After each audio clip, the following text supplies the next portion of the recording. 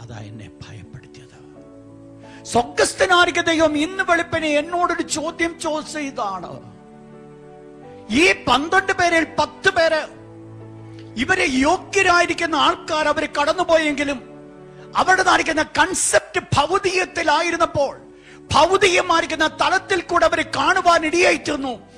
ആയിരിക്കുന്നത് സ്വർഗീയമായിരിക്കുന്ന കൂട്ടായ്മയിലാണ് ആയിരിക്കുന്നത്. ദൈവത്തിൻ്റെതായിരിക്കുന്ന മഹത്വം കണ്ടുകൊണ്ടാണ് അവരായിരിക്കുന്നത്. കഴിഞ്ഞ നാളുകൾ ദൈവം ചെയ്തായിരിക്കുന്ന അത്ഭുതങ്ങളൊക്കെ അവർ കണ്ടവര് മാത്രമല്ല, അവരനുഭവിച്ചവരാ. എന്നോട് ചോദിച്ച ചോദ്യം, 6 ലക്ഷത്തിൽ ചെല്ലുവാനും ആൾക്കാരെ അവിശ്വാസികളാക്കുവാൻ തക്കവണ്ണം കാരണക്കാരായിരുന്നത് ഈ നേതൃനിരയിൽ നിന്ന് 10 പേരാ. നിങ്ങൾ ശ്രദ്ധിക്കുക സഹോദരങ്ങളെ, അതെന്നെ ഭയപ്പെടുത്തി.